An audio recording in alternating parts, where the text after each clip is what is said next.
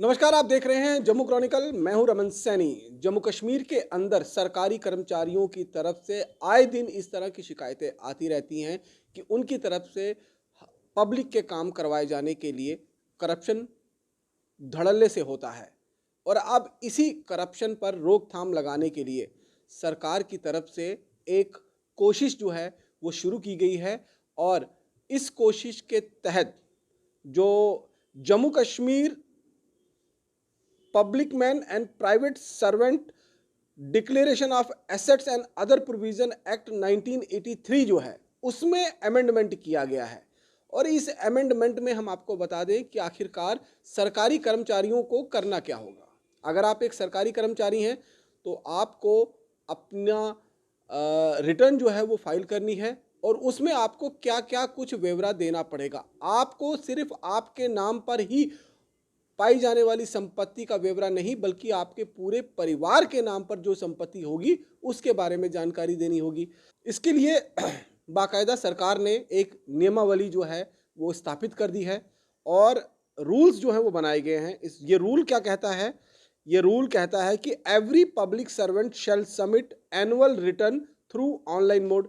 यानी कि सभी पब्लिक सर्वेंट जो हैं वो अपना एनुअल रिटर्न जो है वो थ्रू ऑनलाइन मोड जो है वो भरेंगे। और उसका पोर्टल जो होगा वो होगा आपका prc.jk.gov.in। दोबारा रिपीट कर देता हूं, prs.jk.gov.in।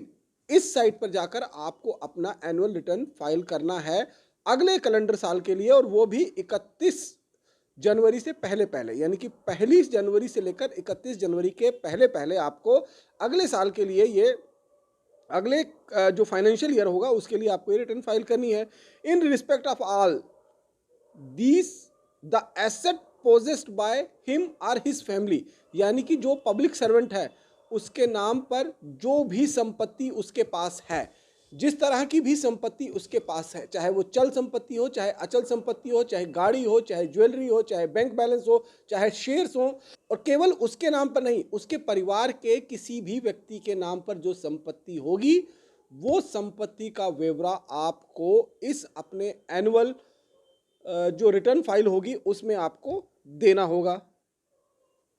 और इसके साथ ही इन्होंने बताया है कि included the asset in respect of movable property the value of which exceed. Movable property भी होगा और जिसकी वैल्यू आपके 2 महीने की बेसिक सैलरी से ज़्यादा है तो वो आपको अब पब्लिक डोमेन में लाना होगा, यानी कि सरकार को आपको उसके बारे में बताना होगा। और ये अनिवार्य हो गया है। Giving the full particular regarding cash balance, saving bank deposits, shares, cash certificate, fix deposits,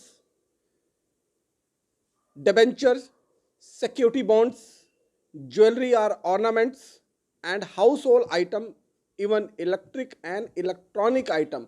अगर आप कोई टीवी भी ऐसा लेते हैं जिसकी कीमत आपके 2 महीने की सैलरी से ज़्यादा है तो वो भी अब आपको सरकार को बताना पड़ेगा। और जब आप सरकार को बताओगे तो उसके पीछे सोर्स ऑफ इनकम क्या है वो भी आपको डिस्क्लोज करना पड़ेगा। तो आप यहाँ ये समझिए कि आखिरकार सरकार इस नए नियम के माध्यम से करना क्या चाहती है।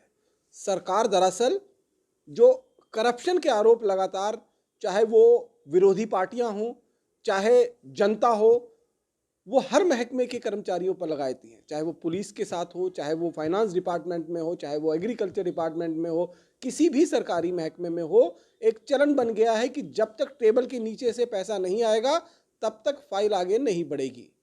और जब ज़्यादा सख्ती होती है तो उस सख्ती के नाम पर ज़्यादा पैसा वसूला जाता है और यह कहा जाता है कि जनाब सख्ती बहुत है इसीलिए खतरा बहुत है, इतने में काम नहीं बनेगा। तो उस प्रैक्टिस को खत्म करने के लिए, उस प्रैक्टिस को, करप्ट प्रैक्टिस को खत्म करने के लिए सरकार की तरफ से यह फैसला लिया गया है और ये कहीं ना कहीं जनता के फेवर में लिया हुआ फैसला है। इसके साथ साथ हम आपको बता दें, restrictions to acquire and transfer the movable property. Every public servant shall bring to the notice of the prescribed authority the acquisition of transfer of movable property where the value such property exceeded his 2 month basic salary in each case. अगर आप अपनी कोई गाड़ी भी बेचते हैं, अगर आप कोई अपनी गाड़ी बेचते भी हैं और उसकी कीमत भी आपकी 2 महीने की सैलरी से ज़्यादा है, तो वो भी आपको सरकार के नोटिस में लाना है।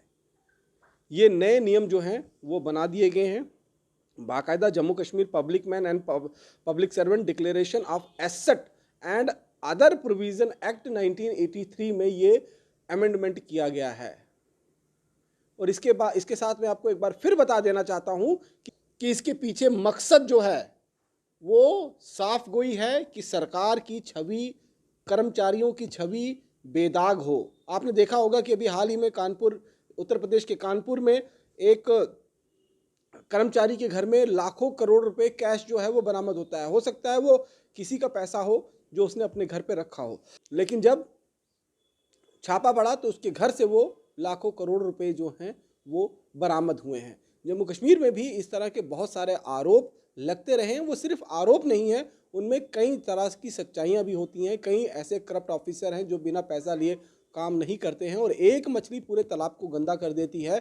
उसी मछली को बाहर निकालने के लिए, उसी मछली को सबक सिखाने के लिए अब ये नया अमेंडमेंट लिया गया है। और अगर आप एक सरकारी कर्मचारी हैं तो आपको संभल जाना चाहिए और आने वाले दिनों में 31 तारीख से पहले पहले आपको अपनी इमूवेबल, मूवेबल किसी भी तरीके की प्रॉपर्टी जिसे आप पोजेस्ट करते हैं उसकी पूरी जानकारी सरकार को देनी होगी, वरना इसके खिलाफ भी कार्रवाई जो है वो आईटी एक्ट में के तहत के साथ साथ में जो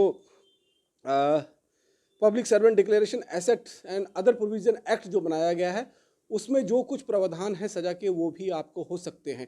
तो जम्मू कश्मीर में करप्ट प्रैक्टिस को रोकने के लिए ये फैसला जो है वो सरकार की तरफ से लिया गया है। हालांकि ये पहली बार ऐसा मौका नहीं है जब इस तरह की करप्ट प्रैक्टिस को रोकने के लिए सरकार की तरफ से कोशिश की गई है।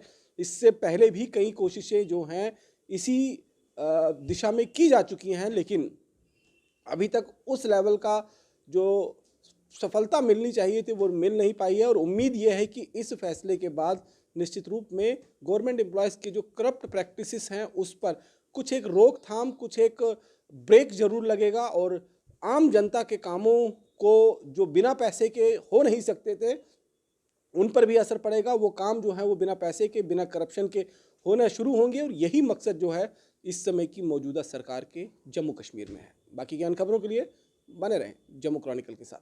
नमस्कार।